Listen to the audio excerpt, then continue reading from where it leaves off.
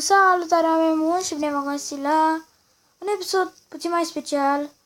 Astăzi o să facem un episod cu challenge-uri în Gangstar Vegas. Și da, după cum vedeți aici m-am băgat să-mi schimb hainele și deja am văzut ceva nou. Panda Head. Deci am cap de urs panda, costum de urs panda și pantalon de urs panda. Deci ce mari îmi sunt pantalonii ăștia. Și are și codiță. Hai că asta e prea de tot. Double tap to go back. Da, am bun. Da, mi-a mers. Primul rând la freză o să las așa. Că îmi place așa cum e. Aici nu, deci aici aș vrea să-mi pun să fim așa mai eleganți. Vreau să-mi pun cam așa albastră și o să lăsăm așa pentru moment. Și da, astăzi o să facem un episod, după cum a zis în titlul, o să facem un episod cu challenge-uri. Primul challenge, bine, challenge-urile, să zicem că sunt de la prietenii mei. Primul challenge este să mă duc până la aeroport și să iau un avion și să-l conduc cu susul în jos. Prietenii mei au reușit. Vreau să văd dacă și eu reușesc. Și da, hai să vedem. Și o să le arăt și lor că am reușit. Să le fac în ciudă într-un fel. La cei care n-au reușit. Bine, dacă o să-mi iasă și mie. Eu știu drumul, că eu am mai jucat jocul ăsta și îl știu foarte bine. Și tocmai se mișcă foarte greu jocul când filmez. Bine, așa de obicei nu e așa. Și asta, dar n-am luat-o bine pe aici. Acum am văzut că n-am luat-o bine.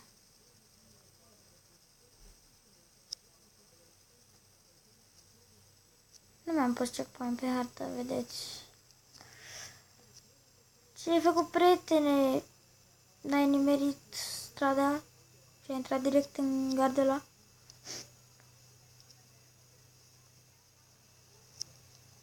Și frână.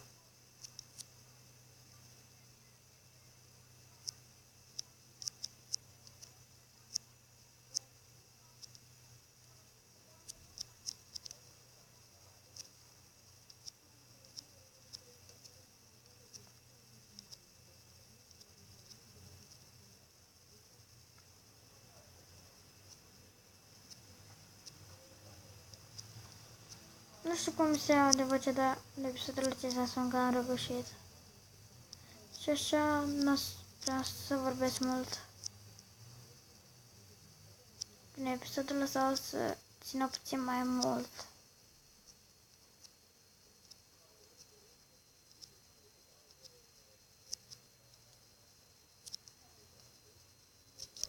Ne băgăm armura. Și dacă mă întrebați cum o să ajung eu în aeroport mai ușor, sărim direct pe aici.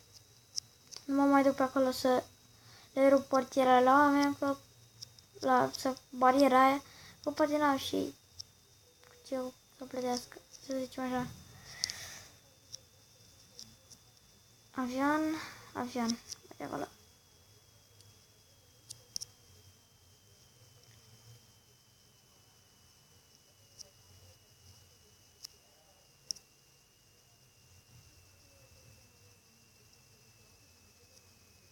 Hai să băgăm viteză. Să mergem așa.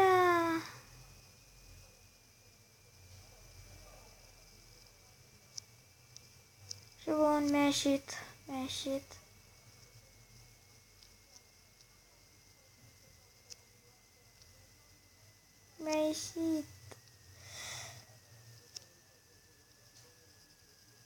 Și bun, hai să ne aruncăm.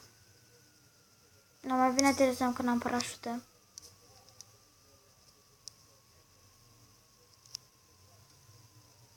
Și le să cadă avionul.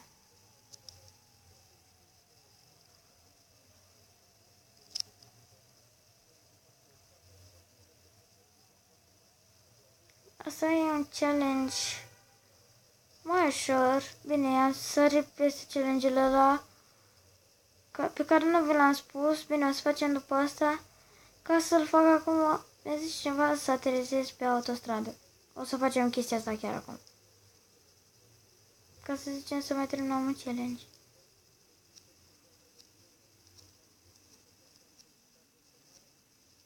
Gata. Să oprească avionul. Și dăm jos. Bun, următorul challenge este să încercăm să facem 5 steluțe la poliție. Bine, toți prietenii mei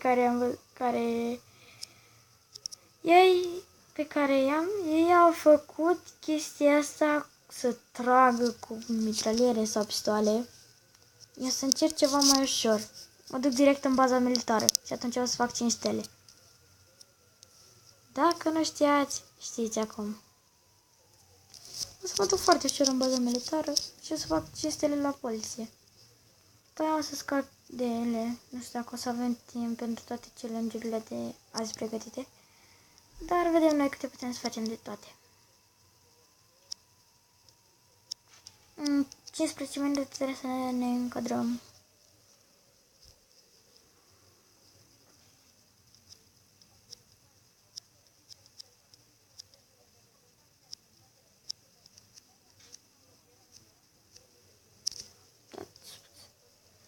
Aoleu.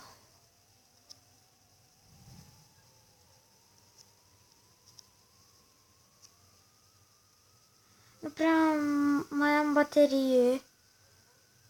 Și după aia o să mi se întunece ecranul. Și când o să mi se întunece ecranul, o să opresc și eu videoul. Chiar dacă nu o să mai apucăm să facem și acest challenge cu stelele de poliție. Poate reușim dacă conduc eu mai repede. Dar eu nu cred.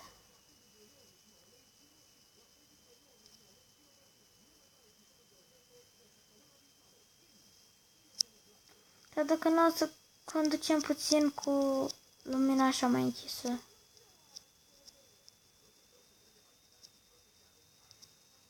Sau cred că ajungem.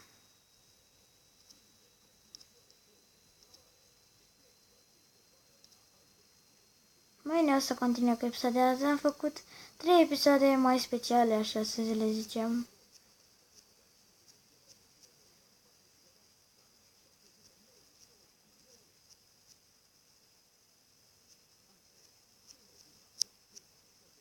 Dă-te-mă la o parte, nu vezi că sunt un om bătrân cu dubiță? Să vedeți ce ușor e.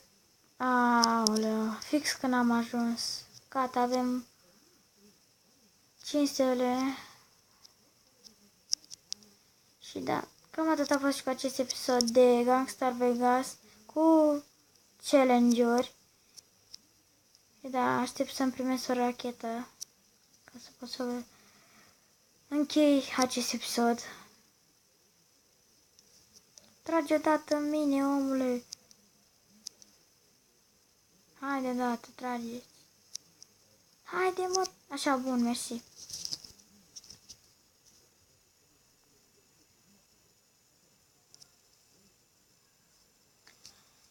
Și bun, am mai zis odată aceste chestii, dar în fine. Cam atât a fost și cu acest episod de Gangstar Vegas cu challenge-uri. Acest episod a fost un pic mai special. Și nu uitați, dacă mai vreți episoade în continuare cu misiunile, cu niște misiuni și cu niște episoade mai speciale cu challenge-uri, nu uitați să apăsați și butonul de like și noi ne vom revedea data viitoare. Pa, pa!